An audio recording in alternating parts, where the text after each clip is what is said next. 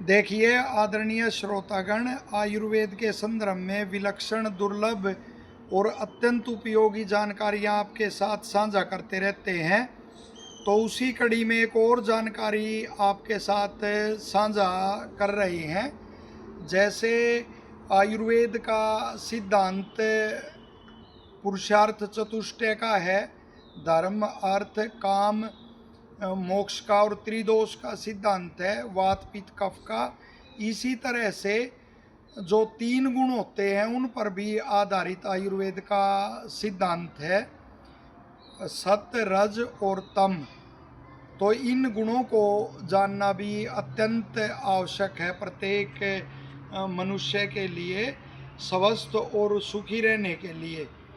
और जो सत्व गुण होता है वो श्रेष्ठ माना गया है, रजोगुण को मध्य श्रेणी में रखा गया है और तमोगुण को निकृष्ट माना गया है। और स्पष्ट आदेश है, ऋषियों का निर्देश है कि प्रत्येक मनुष्य को अपने अंदर सत्व गुण को प्रबल रखना चाहिए और जो रजोगुण है और तमोगुण है उसको दबाए रखना चाहिए। जब सत्व गुण प्रबल होगा तो ये गुण अपने आप ही वो दबे रह जाते हैं, उबर नहीं पाते। और सत्व गुण की पहचान देखिए, प्रत्येक को अपने स्वभाव की भी परीक्षा करनी चाहिए। सत्व गुण जब हमारे अंदर प्रबल होता है तो जैसे विद्या पढ़ने में, इंद्रियों पर संयम रखने में और परोपकार के कार्य करने में वो रुचि होती है, दया आदि भाव अंदर रहते हैं, तो समझो हमारे अंदर सत्व गुण प्रबल है। और जब रजोगुण प्रबल होता है तो फिर वो जैसे अर्थ संग्रह की कि उचित या अनुचित जैसे भी साधन अपनाकर अधिक से अधिक धन होना चाहिए, अर्थ संग्रह की ही इच्छा बनी रहती है। और जो तमोगुण जब प्रबल होता है तो सांसारिक जो पदार्थ हैं तो उन्हीं में व्यक्ति फंस के रह जाता है, स्वभाव में उसके क्रूरता होती है और अन्य दुर्गुण आ जाते हैं, तो समझो तमोगुण प्रबल है।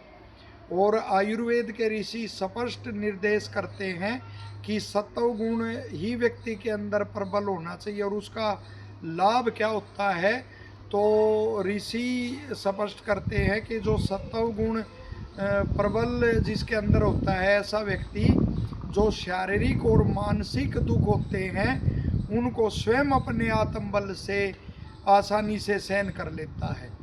और जो रजोगुणी व्यक्ति होता है वह अन्य की सहायता उसको लेनी पड़ती है, अन्य की सहायता जब मिलती है तब उन दुखों को सहन कर पाता है। और जो तमोगुणी व्यक्ति होता है वह उनको कष्टों को सहन ही नहीं कर पाता।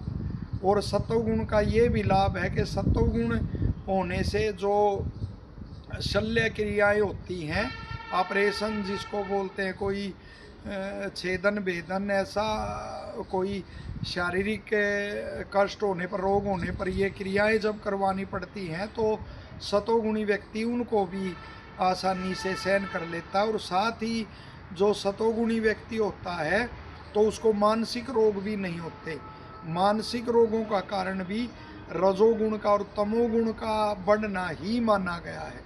अतः प्रत्येक व्यक्ति को अपने सात्विक आहार के द्वारा, इंद्रिय संयम के द्वारा और धार्मिक विद्वानों के संग के द्वारा, ईश्वर के ध्यान के द्वारा अपने सत्व गुण को सदा बढ़ाना चाहिए।